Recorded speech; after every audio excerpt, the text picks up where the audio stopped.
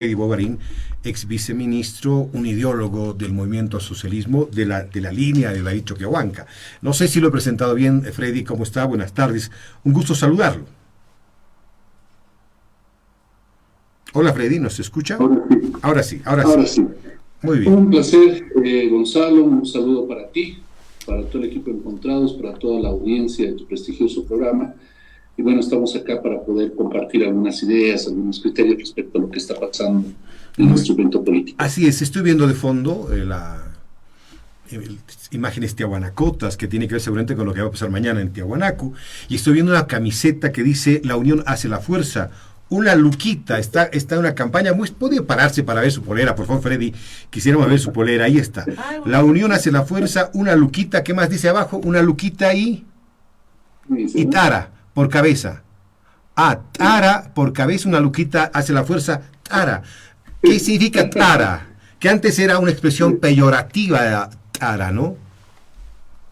Sí, bueno, estamos en el proceso de resignificación y reapropiación de muchas palabras que creemos que, lejos de ser despectivas, nos identifican, nos hacen parte de lo que somos, reivindican nuestra identidad, nuestras raíces, nuestro origen. Y bueno, creo que es la pequeña lucha que vamos haciendo todos los días. Importante. Freddy, hablábamos hace un momento acerca de este hackeo que ha sufrido la página de Cabildeo, y según da cuenta que anteriormente el dato salía que el hackeo anterior provenía de la Casa Grande del Pueblo. ¿Cómo recibe usted como parte del gobierno también este tipo de revelaciones o denuncias que se hacen en función de esto que es atentar a la libertad de prensa y de expresión? Bueno, en todo caso, querido Gonzalo, entiendo que es una denuncia. No me queda claro si la denuncia ha sido totalmente corroborada, constatada. Tú sabes que hay muchas denuncias que se van Exacto. realizando y a veces muchas de estas no tienen las pruebas, el sustento, no tienen un asidero legal como para poder sostenerlas. Entonces se diluyen en el tiempo, pero bueno, a veces el desprestigio y el daño a la imagen quedan grabados, quedan ahí registrados por los diferentes medios y bueno, a veces es recomendable ser un poco más prudente y no pronunciarse sobre aquello que es, de momento, entiendo, una denuncia, ¿no? Veamos qué es lo que sucede más adelante, veamos cuál es el proceso que se va generando a través de profundización de la investigación de este caso concreto para poder asumir una posición al respecto. Muy bien, gracias, don Freddy Bogarín. Don Freddy Bogarín, estábamos viendo de fondo el Viracocha, así se llama, ¿no? Esa imagen que está en la Puerta del Sol, ese es el Viracocha Sí, que es correcto. tenemos. Y Es Viracocha y mañana se están recibe los el año cerrados al lado. Mañana se recibe el año 5531. Y un poco en broma, hace un momento Jaime Dun decía, seguramente la ropa interior se ha ido de colores a Tarija, ¿no? Los calzones y los sostenes.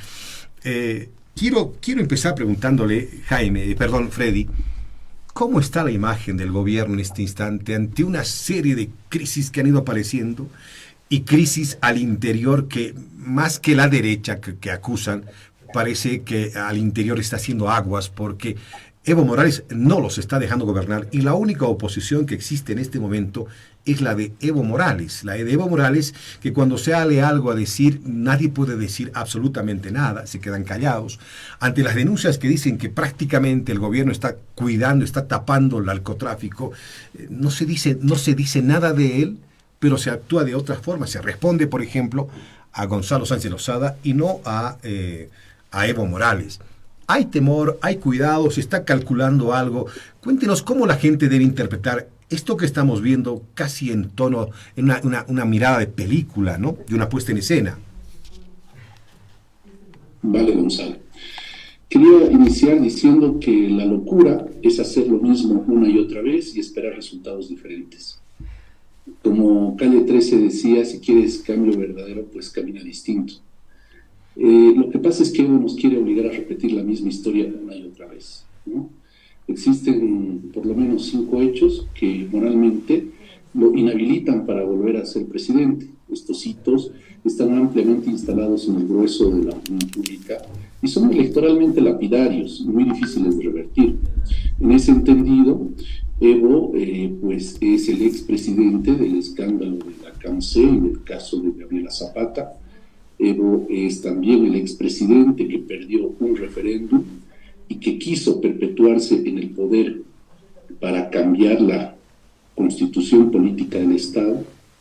Evo es el expresidente del fraude electoral y del golpe de Estado. Evo es el expresidente que huyó del país para crear un vacío de poder. Y Evo es el expresidente que se victimiza de las consecuencias de sus propias decisiones.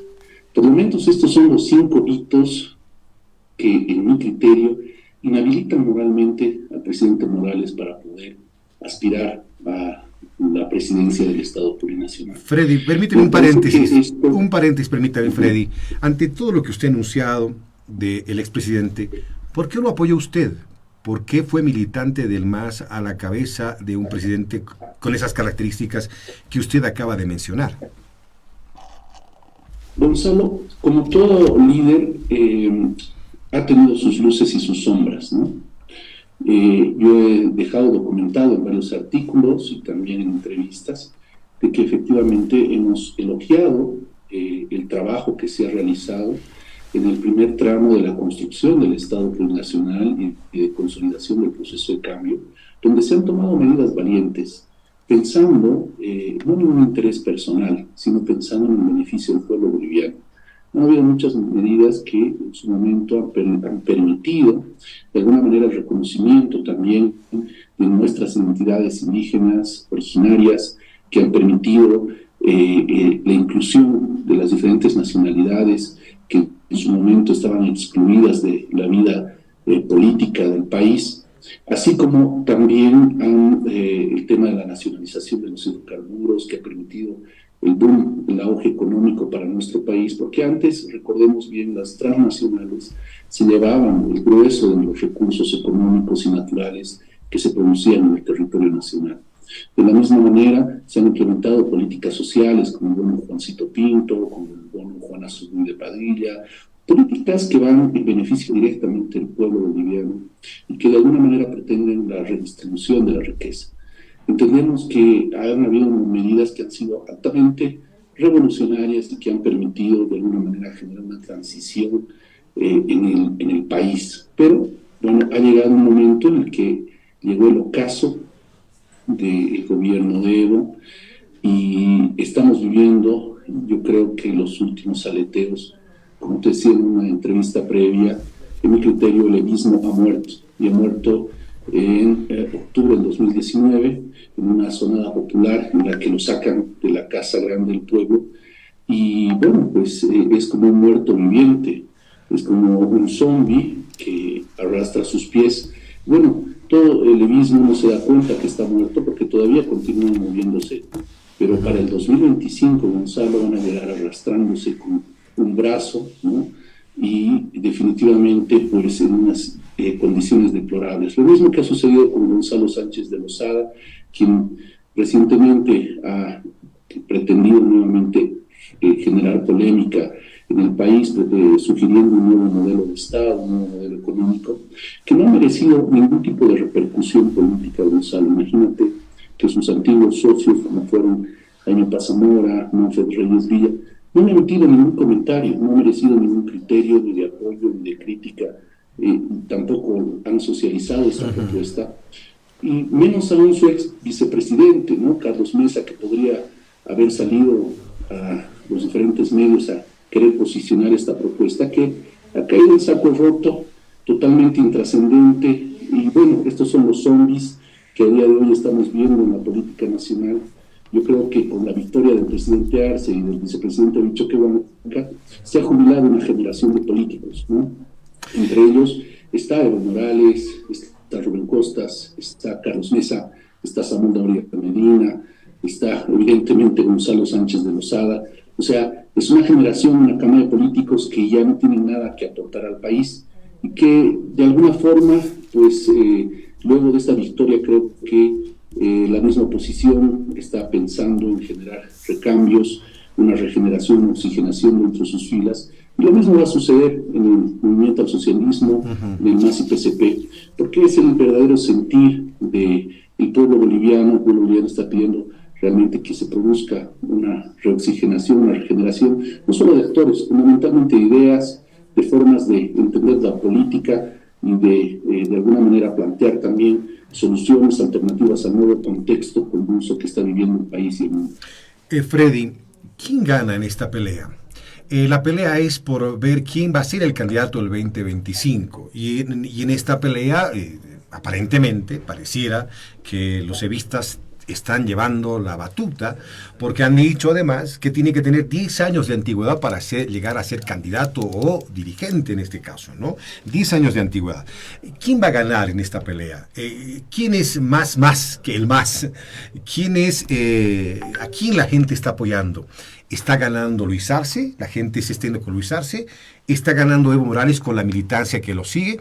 Porque lo vemos haciendo política permanentemente todos los días. ¿Quién gana en esta pelea al momento? Porque estamos viendo que es por la sigla y para ver quién va a ser el candidato del 2025 dentro del MAS.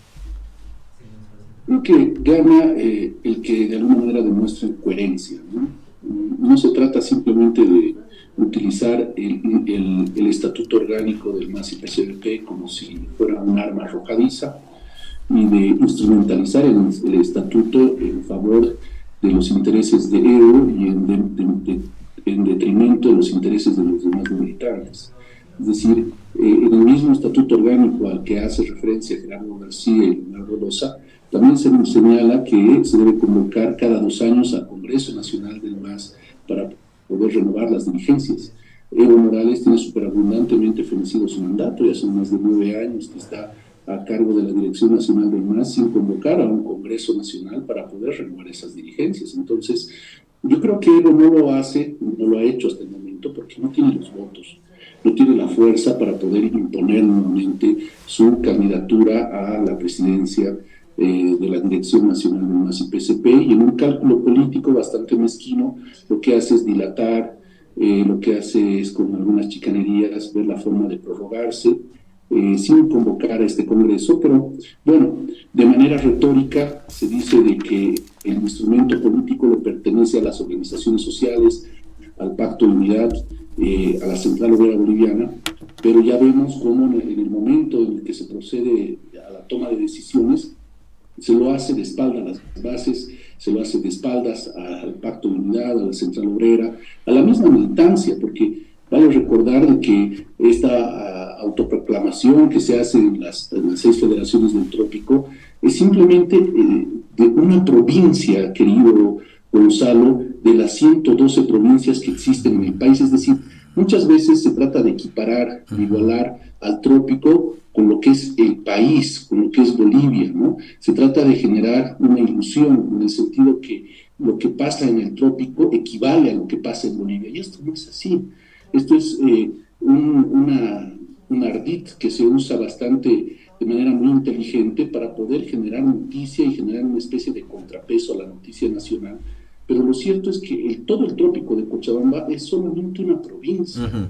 En el país tenemos 112 provincias y el trópico termina representando al 0,9% de esta representación a nivel provincias que se tiene en el país. Uh-huh. Entonces, nosotros vemos más bien, Gonzalo, con cierta tristeza de que existen algunas patologías del poder en Evo Morales, ¿no?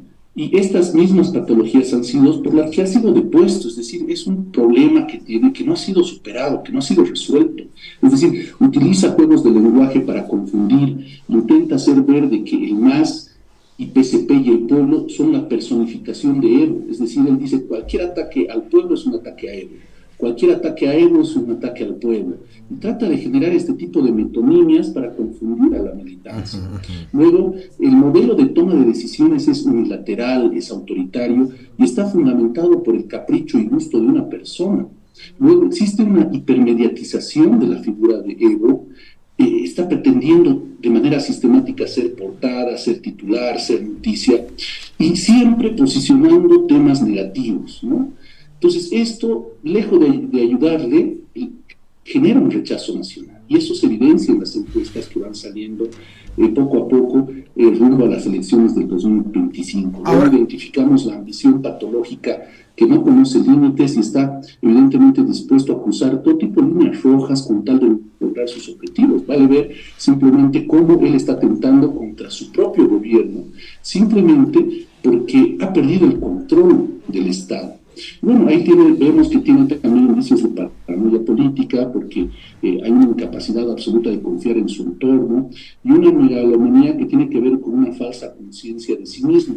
Basta ver ampliado que ha habido en las 6 federaciones del trópico, en la que señala que él ha huido del país, ya no para precautelar por su vida, está hablando de que ha huido del país para precautelar el proceso de cambio, para precautelar al MAS y PCP, porque sin él básicamente la luna se va a esconder y el sol se va a escapar. Parece que se ha creído este tipo de narrativas que en su momento pues han causado también la extrañeza, la ironía y la mofa de todo el pueblo boliviano, porque es algo que solo ocurre en su mente, o sea, realmente tiene un trastorno psicológico que es bastante severo. Y esto en síntesis nos hace ver que Evo es como un avión que está volando con la reserva del tanque de combustible, ¿no? Sin embargo, esto es algo sumamente peligroso, es altamente irresponsable y en cualquier momento va a generar un problema dentro de las estructuras orgánicas de nuestro instrumento político. Sin embargo, tampoco hay que desmentir que Evo Morales es un animal político, ¿no? Y todo lo que hace está metido en política. Y lo que ha hecho en este tiempo es acusarlos y estigmatizar de lo que es corrupción y narcotráfico. El gobierno de Arce es corrupción y narcotráfico. Yo no soy de este gobierno, no pasa nada en este gobierno. Y además también hacen mucho no hacen gestión en este momento como para refutar lo que diría Evo Morales. Pero los ha encasillado de esa manera y de alguna manera la sociedad también está siguiendo esta línea por las reacciones, por los resultados que está dando la gestión de gobierno, ¿no? Vemos corrupción, vemos narcotráfico, y parece que de alguna manera ha calado también esta posición de Morales en la población. ¿Considera así, don Freddy Bobarén? Bueno, en eso te tengo que dar todo el rédito, Gonzalo, porque evidentemente sabe lo que está haciendo, ¿no? Sabe que esta campaña de desprestigio que es sostenida en el tiempo y que versa sobre estos elementos a los que hace referencia, pues está desgastando la imagen del gobierno, ¿no? Más allá de que sea o no sea cierto, pues lo que hace es de alguna manera posicionar el tema de manera sostenida para que los diferentes medios de comunicación pues mantengan la idea viva de que se tienen estos grandes problemas.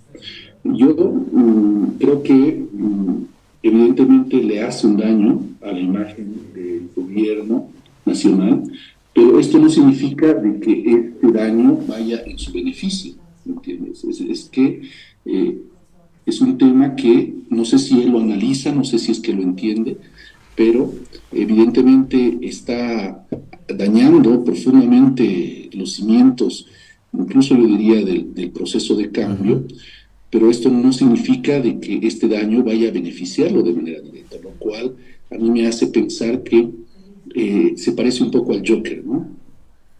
Esta persona que sufre este tipo de trastornos mentales, que simplemente busca ver el mundo arder, ¿no? Y se regocija en el caos, se regocija en la histeria colectiva, en generar incertidumbre y fundamentalmente en confundir, ¿no? Confundir a la gente porque nadie sabe exactamente qué es lo que va a hacer.